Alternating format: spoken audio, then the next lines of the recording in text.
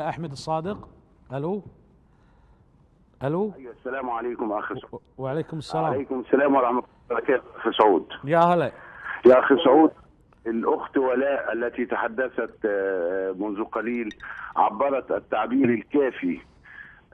هذه هي المصرية الأصيلة الحقيقية، وأنتم أصحاب الفضل وأصحاب كلمة الحق. يكفي أن أقول إليك يا أخ سعود أن المذيع الذي كان في قناة النيل الإخبارية الأستاذ تامر عندما أذاع خبر صحيح وأنت أذعته في فيديوهاتك على الهواء أن هناك تراشق بالحجارة يقذفه المعارضين للسيد الرئيس، كانوا عشرات الأفراد وكنا آلاف يوم 25 أبريل، وادعوا أننا نحن العشرات وقذفوا الحجارة. وعندما أذاع المذيع هذا الخبر جاءته ورقة وقال أن المجلس العسكري يمنعني، ثم فأذاع الخبر وقال أنا أذيع على مسؤوليتي. أحب أن أقول إليك أن هذا المذيع الأستاذ تامر تم رفضه من قناة النيل الأخبار في نفس اليوم. أحب أن أوضح إليك أن هذه هي ديمقراطية الثورة. أحب أن أوضح إليك كيف هي مصر بها القمة. يا أخي سعود، مصر الآن تضيع وضاعت بالفعل حتى الآن، ولكن إن شاء الله سترجع لأنها محفوظة بإذن الله. يا سيدي، من يقول أن حسني مبارك ليست له إنجازات هو ناكر للجميل. ناكر للجميل. حسني مبارك يكفي أنه في طيلة 30 سنة لم ندخل حروب. سيدي سعود، نحن نعلم على المشكلة العظيمة التي قائمة حتى الآن منذ عشرات السنين، منذ 50 سنة ما بين الإمارات وإيران عن جزر الإماراتية لم تحل حتى الآن. نعلم ما هو خلاف بين الجزائر والمغرب في الصحراء. حدث خلاف في مصر منذ أكثر من 5-6 أعوام عن حلايب والشياطين مع الأخت مع البلد الصديق والأخ الشقيق السودان. كيف تم حل هذا الخلاف في شهور قليلة دون إساءة، دون حروب، دون أي شيء؟ كيف تدخل حسني مبارك في السلام بين الدول العربية وبين مصر جميعا؟ كيف تسلم هذه البلد 40 مليون مواطن ونحن الآن 85 مليون مواطن؟ حسني مبارك ألم ينشئ؟ أنتم تنزلون، أنتم في مصر الآن ترونها كما ترونها منذ 30 عاما مضت. شبكة الطرق، هل هناك بلد عربي واحد به مترو أندر جراوند، مترو أنفاق قام به حسني مبارك في بلد أنا أقول إليك أنها بلد فقير وأهلها أغنياء بأشرافهم إن شاء الله؟ مفيش مترو أنفاق، مفيش شبكة طرق اتعملت. حل مشكلة حلايب وشلاتين، السلام الذي نعيش فيه والأمان منذ 30 عاما. منذ 30 عاما، أليس هذا هو نتاج رئيسنا السيد الرئيس حسني مبارك؟ يا سيدي، نحن الآن كما قال الرسول عليه الصلاة والسلام: يكذب الصادق ويصدق الكاذب ويؤتمن الخائن ويخون المؤتمن وينطق الرويبضة. قالوا من هم الرويبضة يا رسول الله؟ قال السفهاء التافهين. يا سيدي، عندما يقولون الآن أن حسني مبارك لم يحل مشكلة فلسطين، حسني مبارك أكثر الوطنيين الذين قاموا بحل مشكلة فلسطين، ولكنه عملي. هو يغلق مع معبر رفح. لما يغلق معبر رفح؟ لأن الخطة الأمريكية اليهودية أن تخرج عن غزة وتخرج الضفة الغربية إلى رفح المصرية والأرض المصرية، فيتركون هذه الأرض إلى اليهود فتصير مهودة بنسبة 100%. يا سيدي، حسني مبارك عندما يغلق هذا المعبر يحس الفلسطينيين أنهم في أرضهم لا يلجؤون إلى أرض أخرى. هذه الخطة الآن للسيطرة على سيناء وخروج الفلسطينيين إلى رفح المصرية وسيناء وأخذ سيناء. هذه الخطة يتم تنفيذها، وأنا أرسلت إليك لينكات على الإيميل يخصك الآن، فيها تحليل لكل شيء، فيها إظهار للمؤامرة، ماذا فعل وائل غنيم وماذا فعل البرادعي وماذا فعلت أسماء محفوظ وماذا فعل المتآمرين بهذه الثورة التي يطلقون أنها ثورة، وأقسم بالله إنها مؤامرة. إنها المؤامرة وليست على مصر، إنها المؤامرة على مصر ومؤامرة على عربيتنا ومؤامرة على وطنيتنا ومواطنتنا ومؤامرة على إسلامنا. يا أخي سعود، من الذي أغلق افواه الشيوخ المصريه؟ من الذي اغلق افواه الشيوخ المصريه؟ يعني اخ احمد، يعني بقول لك شغله دليل انها مؤامره. الان ما سمعنا صوت اي واحد باللي قاعد يحدث في سوريا الان. ماكو شيء، ما قاعد نسمع صوت ولا. وين اوباما؟ وين هذول كلهم؟ وين كلينتون؟ طبعا احنا ضد النظام السوري، واحنا مع الدكتور بشار الاسد، ولكن نتكلم بالعدل يعني والمنطق. وينهم هذول كلهم؟ دليل في مؤامره. شنو المؤامره؟ ما يعني درع يقال الان درع انها تدمرت كامله. هذا الكلام زين. ما نشوف اوباما تكلم ولا قال كلمه حق ولا زين. وكان فاضي ايام مصر، وما عنده الا يصرح عن حسني مبارك والان يعني خاب عمره. هذا لما تقول مؤامره، هذه المؤامره. دعني يا سيدي ان اذكر اليك شيئا هاما. دعني سيدي اذكر اليك سأدعك. انهم يقولون الان ان حسني مبارك فاسدا والعياذ بالله. يقولون هذا الان. من الذي يقول؟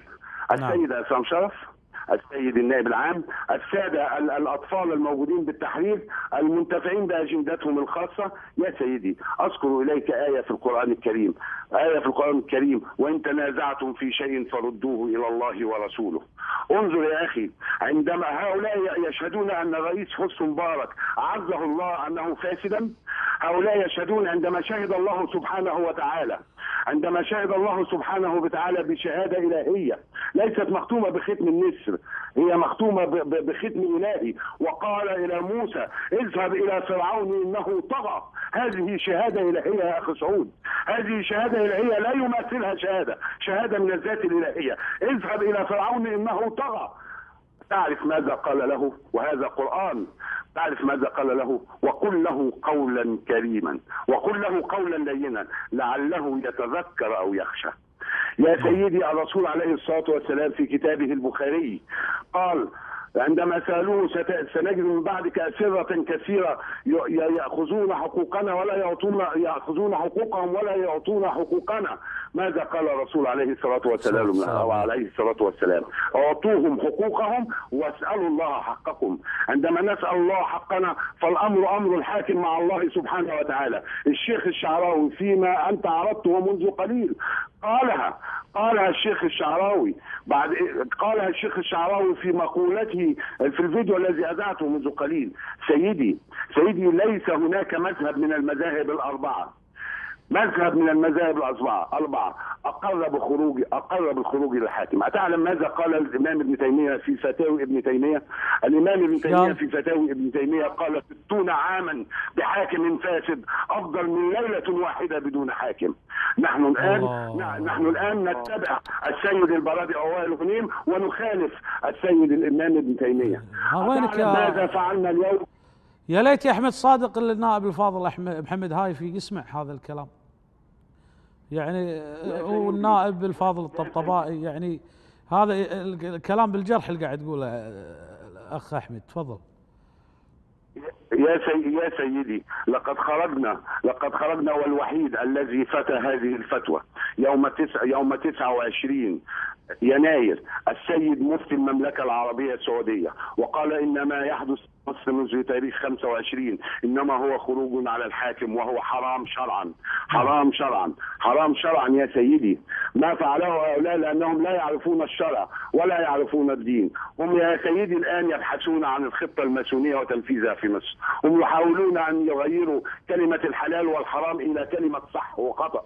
هم يحاولون الآن أن يسيسون ديمقراطيتهم التي تعني حكم الشعب بالشعب، لا حكم الشعب بأي قانون إلهي، لا حكم الشعب بالإنجيل، ولا حكم الشعب بالقرآن، ولا حكم الشعب إلا بالشعب.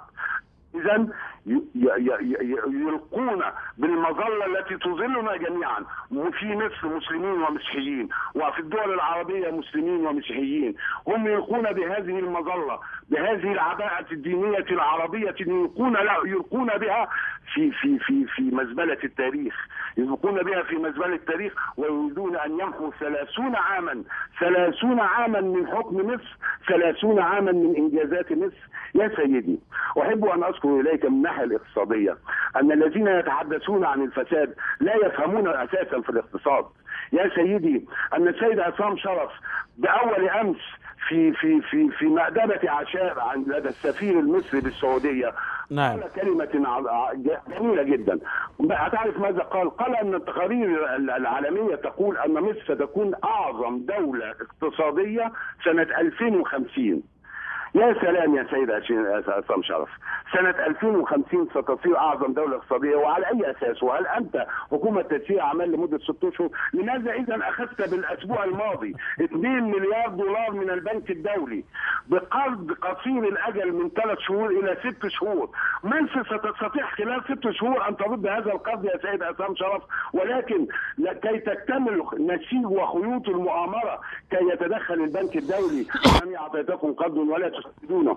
هل هناك رجل يفهم في اقتصاد في الظروف المصرية الحالية يأخذ 2 مليار دولار من البنك الدولي؟ يا أحمد أستاذ أحمد، أنت قاعد تعيب على الرجل إنه أخذ قرض.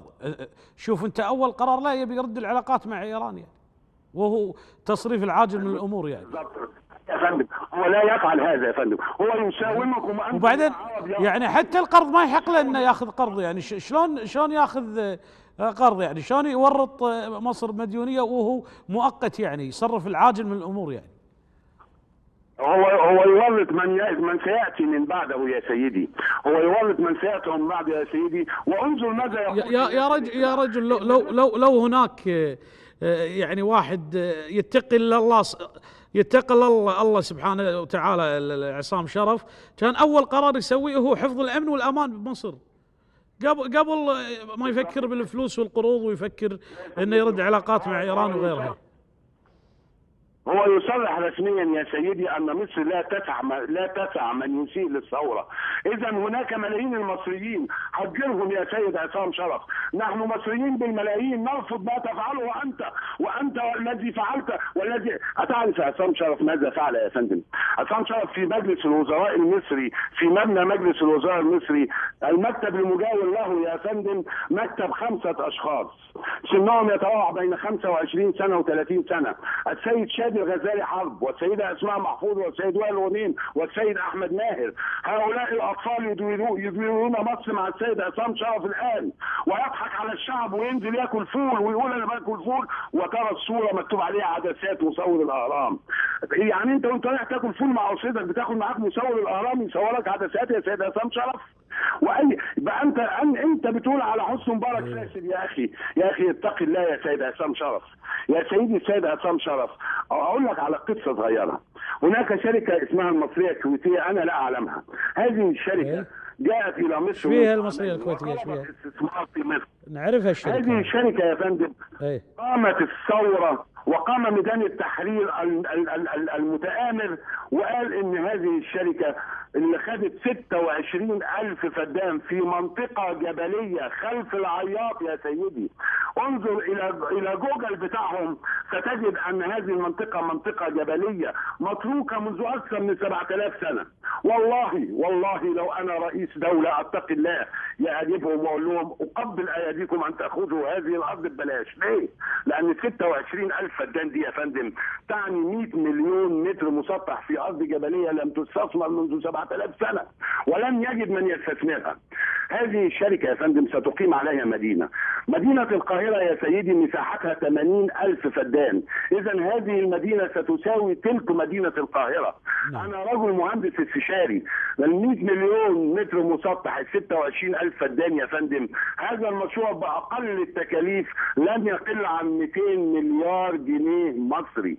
200 مليار جنيه مصري سوف تستثمرها هذه الشركة في مصر الآن يا فندم ألغوا عقدها بحجة الفساد وبحجة يا فندم ما رحناش. أنا لو جئت إلى دولة الكويت الآن كمستثمر وقلت لها اديني صحراء عشان أبنيها، والله العظيم ستعطيهاني ببلاش وتشجعني بمعدات أيضا. في أي لا لا دولة لا أخوي، عندنا النابح بالسعودية ما يرضى. الدولة يا فندم مش محل بقالة اديها 5 جنيه تديني ربع كيلو جبنة. الدولة مش صيدلية بديله الفلوس يديني ثمن الدواء. الدولة يا فندم لها سياسات يا فندم